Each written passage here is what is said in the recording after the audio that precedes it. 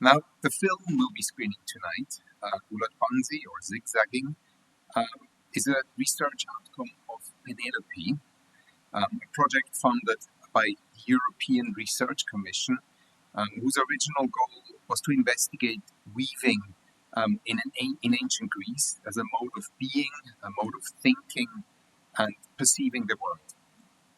Now, Mediterranean archaeologists have long been interested in how art and the material culture of the classical past can be used. But in my view, Penelope presents really the first attempt in classics to go beyond straightforward reconstruction of technological procedures and in kind of reconstructing advances in design observable in surviving objects. And to go beyond that, to connect, to sort of expose the interconnections between making and knowing that sustain craft traditions as a generative source of culture or of cultural values and of change in their own right. So in this project, as we'll see, this involved consideration of weaving practice, not only alongside ancient Greek lyric, poetry, alongside dance performance, math, philosophy, and science, but also, as we will see tonight, how it can be brought into conversation with contemporary weaving cultures across the globe. We owe this ambitious project to our visitors here tonight. Joining us virtually, we'll meet her afterwards, we'll see her on screen soon, is the principal investigator of Penelope, Harlizius-Klück, from the Research Institute for the History of Technology and Science at the German Museum in Munich. She's an artist and researcher, originally educated in math, art, and philosophy, and has published widely on subjects relating to weaving as an episteme and technical mode of existence in ancient Greece. Most of her publications are available open access on the really outstanding project website penelope.hypotheses.org. There's so much to explore there. I really recommend you to look at this. And here with us in the room is Annapurna Mamidipudi from the Technical University in Berlin, where she is working on a project on traditional craft epistemologies and innovation in the contemporary world. She was originally trained as an engineer in electronics and communications, and set up an NGO supporting vulnerable craft livelihoods in South India. And like she's a practicing weaver and has trained herself in natural dyeing techniques of South India. So tonight we'll start off with a brief introduction by Ellen, who will appear on the screen, and then we'll look at the screen, we'll watch the film, which is just over half an hour, I think, and then we'll open the floor for a discussion. But before I hand over, I would like to thank our visitors again, and especially the Public Humanities Plus initiative, so Andrew Kircher, Nadia Rivers, and Laura Minsky, who have made this evening happening. Thank you all for organizing this.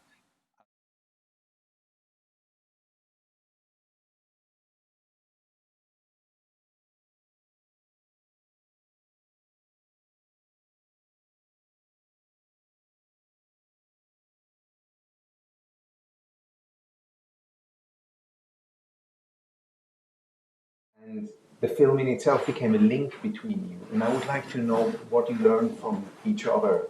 You're coming from different continents, from completely different academic backgrounds. Can I know a little bit what you learned from each other through that project, through the film? One of the problems that you have when you're working with people who work with their hands is that it's a story I tell often, but it's typical of what happens. So when I was doing the PhD, one of my major chapters was on a particular technique called Jamdani weaving. And I was sitting with the weaver, Gangadhar, and he was weaving while I was asking him, how, so what are you doing? And after a while, he got a bit irritated and he said, why don't you just sit down and learn it? Why do you want me to talk about this? And then I told him, I'm going to write down what you say, and then I'm going to get a PhD, and then people are going to say that I am the expert. Right. And then he said, And then he said, okay, after you get your certificate, will you give me one? I tell this to explain the exact opposite experience that I had with Ellen, which is that because she is a weaver herself, she always catches me out when I'm talking about weaving and I'm not talking weaving. And this is the Chirala conference, Pamela was also there. There were a lot of video clips that were taken because there were a lot of weavers who were, in that conference who were um, just weaving. There were, almost 40, 50 looms, stable, and then there were another 20, 22 looms that were moving. And I had a lot of people making a lot of videos, but Ellen just got hold of this video and said, "This is it. This is the moment." The footage which is in... which is in the, and then we use that as a basis. Yeah. So there is something about someone who is weaving and also struggling with the difficulty of trying to put that into words and theorizing it and talking about social order and material ordering and mathematics, that kind of decenters a little bit the anthropological view that stands outside and looks at weaving. So I think that at least is what I learned from Ellen. I don't know what Ellen learned from me. Well, I think the difference between us is that I have the same experience as the weaver you were observing, because when I weave myself and people come into the public laboratory and ask me something while I am weaving, I need to stop work. Right. So, and then I need to think, and then I actually often realize that for making the other one understand what I'm doing, I need really to take several steps back. But how do you say, the algorithm that I am in is so complex that you cannot take someone else through the steps, So it's even when I try just to film myself while weaving and need to interrupt me for switching the camera on and off, that it really irritates me, and I lose the thread of my work, so to speak. So because the way I'm thinking when I'm in the weaving process is very different from conceptual, so to speak, ideas. It is really like this zigzagging step. I look at the thread that I inserted before and I react on this, and the one who's observing me only sees what I'm doing at the moment, while I am thinking about what I did the row before and what I will do in the next row. So I think that makes it very difficult. And as soon as you describe what you did and someone takes it as a description of weaving as a whole, it is always wrong. So I can give a sentence about what I'm doing and it will be wrong in the next row or in the next row after that. So that you although you do something that is in principle generalizable, it's not generalizable in the way we generalize concepts in science. Yeah. Maybe to continue this, and I also know that in your own footage, when we see you weaving or explaining your weaving, you often reach to pen and paper, and you draw out patterns. Was that ever an attempt?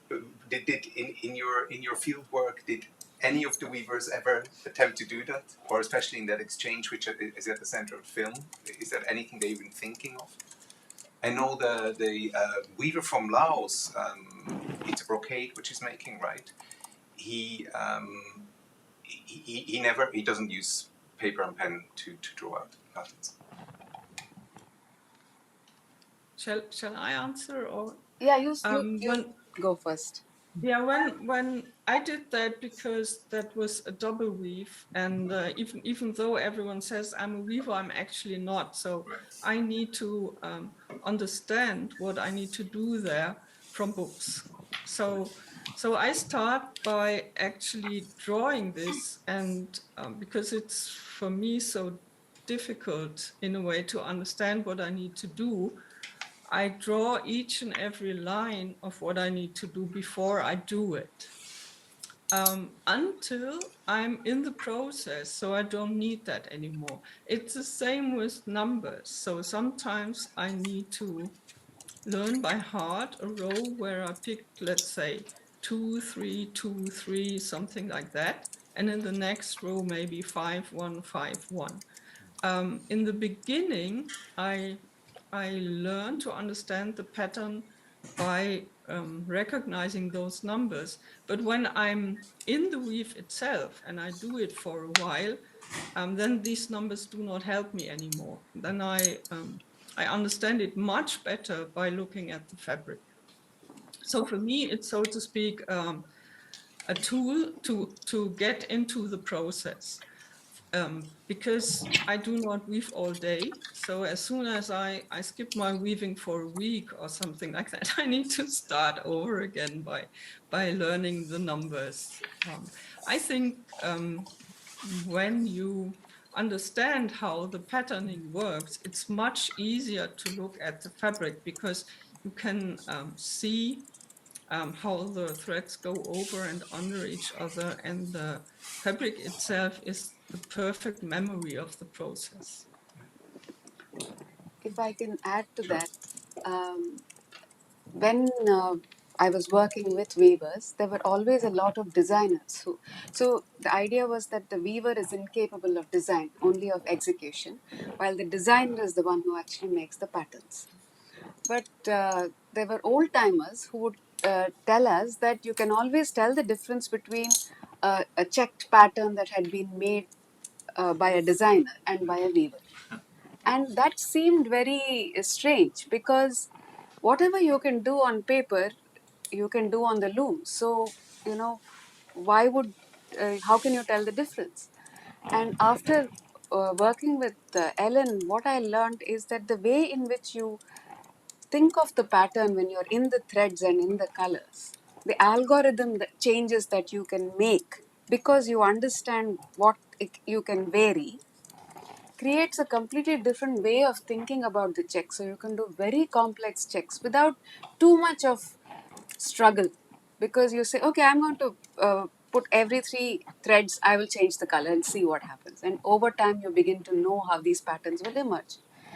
Now, once the pattern is made, you can draw it. But that doesn't mean that you could have drawn it first and then made it. So I think that's the kind of difference of abstraction that we are talking about. I think I'd like to open it to the floor. Sure. Questions? Yes. I'm interested in how the film captured all of the senses. Even though we couldn't smell or taste, we felt that in the kitchen, in the making of food, there was taste and smell, and there was rhythm connected to the body in the weaving. And I found that really very beautiful. And in my limited knowledge of weaving, but in watching weavers, I find them incredibly sensory, And I wonder if you could speak about that in your vision of the film, and how you both overtly and more subtly thought about the sensory experiences? I think for answering this, the filmmakers should actually be here. So we left this part very open. I could not, I had a rough idea, so to speak, and I didn't want to predict too much what we wanted to see in the film. So I trusted those filmmakers who knew the people very well in this area, and I left it to them. And actually, I was a bit surprised to, but for me, it made perfectly sense when I saw it. This work in the kitchen. So the question, why is that piece of dough not square? Why is it round? And of course you laugh about it because you say, okay, that's the way how you do it. Maybe Annapurna, you can say a bit more about Yeah. this. You are a bit closer to the filmmakers. Yeah, so we are a group of people who are working together. So the filmmakers were also there in Chirala. One of them was in Chirala. So in the big conference. Actually, this is something that we paid a lot of attention to in talking about zigzagging. So, what are you zigzagging in between? So, in the film, you're going between, so the same people are singing and they're also weaving. So, you're moving between their singing and their weaving. And it's interesting that they actually are able to communicate more about how they know weaving when they're talking about music than if you actually ask them, how do you know about. So, Premji Bhai, for example, the old man whom you saw, is an expert weaver, winner of many awards. But is he talking about weaving or is it so he's zigzagging between? So there is a certain zigzagging between the senses that the filmmakers took as a kind of a motive. So you go from cooking to, she's cooking and she's embroidering. Someone is singing, someone is unweaving, somebody is weaving, somebody is singing, somebody is talking. So it's these movements between the different registers that actually makes you more alive to what is happening. If you try, what we realize is that if we try to, and that's why Ulaṭbānsi literally means to speak in reverse. So it's a kind of riddle. You speak in riddles. You because you that in the form itself it tells you that the linear explanation is not going to actually give you what you are seeking. So it's this kind of riddling and this back and forth and this zigzagging that the filmmakers captured so beautifully. Maybe I can add, I think it's all about relations, so that in this relation between this analogy between the two, you can grasp much better that which we tend to call tacit, which is something that you cannot give in words that we immediately understand, but in this relation of two different registers, crafts, or whatsoever, or two weavers, you can get a glimpse of what is at stake.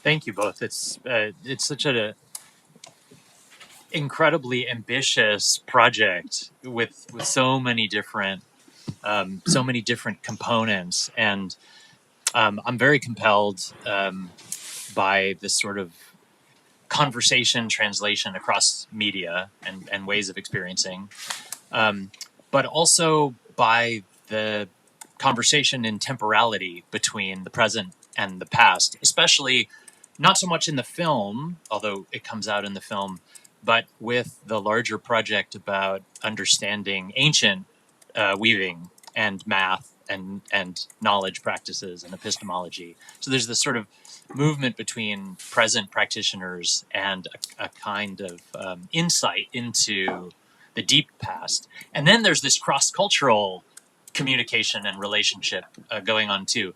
And so as part of the kind of ambitious scope of the project, can you both speak a little bit about where those transitions across time and space and culture and senses provide this sort of deep conceptual insight that you're looking for, and where you ran into moments where time and space and culture and language put up a sort of unbridgeable gap. Who's first? It's Helen. a very interesting question. I actually was quite surprised that it worked so well. I knew a little bit that Andean weaving has some components that are very similar to what I found in ancient Greece. I did not expect to find it in India, but from these comparisons over time and space, I started to understand that there is really conceptual order behind weaving that these people translate into very diverse fields of practice, be they social or even political. So Chirala was a revelation to me also because the whole town is organized around weaving saris, you know, the length of the house, it's a sari length because they do stretch out the warp in their houses, and the verandas are perfectly made for the pit looms, and the whole town is organized around this, and it is what we address as this technical mode of existence. It's really a form of living that binds them all together. And that is really extends into also the dancing and into the poetry and the music. That was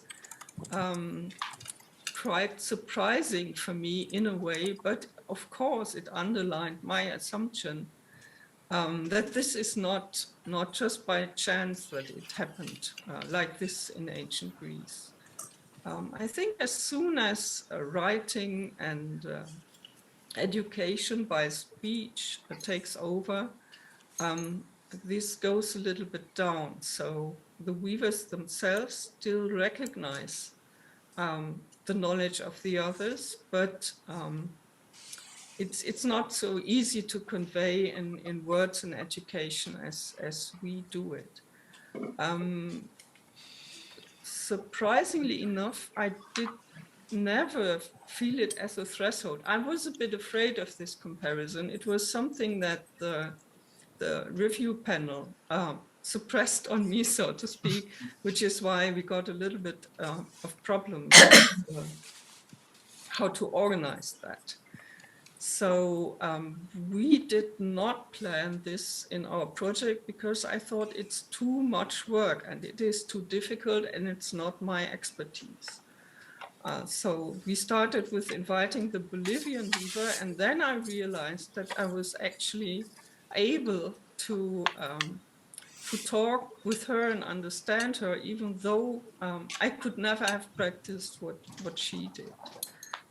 So yes, there was always some, how do you say, a point where I could not follow that what the others were doing, but it was in a way always still fruitful for me, even in understanding what didn't work. I did get, so to speak, the core of what was going on. Maybe it's experience that is very difficult to translate. So, yeah. It's interesting to hear Ellen speak because most of her research and her insights have been around dyadic mathematics in relation to weaving and numbers and mathematics, and when she talks about the social ordering, she's it's new because that's exactly what is missing in ancient Greece. We don't have weavers around us. You have documents, you have pictures, you have the product themselves, but you don't actually have the weavers. Of course, with me it's the opposite. We have a lot of weavers, but we don't have this kind of engagement with linking it into other ways of knowing. And so for me, actually, the most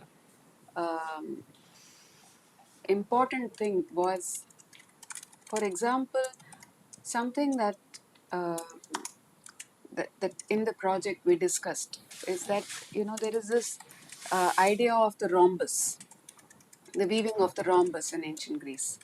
And what it means in terms, if you want to weave a rhombus, then you need to think in terms of odd and even numbers, because you need an odd thread to make the point. And then what Ellen and Giovanni were arguing is that because you start with a border, and then you have to count in between to make those rhombuses, there's a certain way in which your mind has to think. Now, when I was talking to the live coder and asking what does it mean to start with a border and not an infinite possibilities, but you're starting with constraints. And then what I began to realize is that if you have 60 threads per inch and you have 50 threads, 50 inches, so that's 60 into 50 is 3000. And if you want to make a square, that's a repeat. And it's a 3000 into 3000 repeat. So every time you pick a thread, you're picking one of a possibility of 3000 into 3000. Here, you don't need unending possibilities. What you need is a frame, a border within which you can make these decisions. So this whole idea that we have that you need unlimited possibilities, and the importance of having a starting border, which Ellen talks about constantly in her work, which seems symbolic. It's not symbolic at all. It's very material, and it's very much to do with the algorithm that the weaver is using. So it's this kind of thing that moves across time and space, but it took a little bit of time for us all to get talking, so to understand each other. So Kate. It's wonderful. Thank you so much. Thank you. I'm interested very much in this zigzag. Why you chose the zigzag as opposed to anything more that has circularity in it? Because it's very striking that right at the beginning the filmmakers juxtaposed the stringed instrument with the warp, and then the song and the poem is all about returns and circularity and the spinning wheel and the pinwheel and the in-breath and the out-breath, and it seems to me that there's a lot of a sort of returning motion involved in weaving. So why, therefore, something that sort of speaks more to a linear direction as the zigzag seems to? I get the returns and the juxtapositions, but was there a thought about the return of the end of the? You speak about the selvage. It always returns if you're not doing a jacquard weave. shall I Did you hear that, Ellen? Yes, please. I need to think a little. Yeah. See, I think the idea of the thread being linear is it's immanent. When you spin, it's at the tip of the spindle that the thread is, and it's in that movement that you make it linear, and then you wind it into circles. So there is something about that immanent moment that is always present as a moment. So it's not about linearity actually when you produce thread. So that's one thing. The other reason why we thought about zigzagging is because it's this the fabric is moving forward. I mean, you are progressing in your weaving, so you are producing the fabric, but it's not a linear movement forward. What the weaver is doing is actually a zigzag movement. He's moving the thread from side to side, but the cloth advances. So it's a kind of a play on how we tend to think of linearity and circularity and returns in these very oppositional ways. And I think that is what the Kabir, the poet, is trying to say, that these inversions are not necessarily opposite. And because how do you talk about the warp and weft as being opposition? They produce the fabric together. but they are at 90 degrees to each other. So it's this kind of very material ordering that happens on the loom that is used to try and express these thoughts. You want to say something, Anna? Yeah, maybe just this one remark. Maybe you know the father, so to speak, of fractal geometry, Benoit Mandelbrot, who exemplifies the idea of fractality along a thread. You know, like saying it's not really one-dimensional; it's actually three-dimensional. But as a thread, you think it is one-dimensional, and when you add it up, it's two-dimensional. But the fabric is always three-dimensional, because otherwise you cannot go up and down. So we always have these discussions about dimensionality, and of course a lot of people think that weaving has more to do with geometry. So these parallel lines and the rectangular angles. Yes, that is true, but at the same time, it is not. So what we realized when we tried to make simulations of weaves is that the difficulty in weaving is that it's digital and analog at the same time. And so it's continuous and discrete at the same time. And that is something that you can actually not capture in a computer. And that is also very difficult to conceptualize. We unfortunately are running out of time, but we can move the discussion outside. Maybe there's still drinks left. I would like to thank our visitors.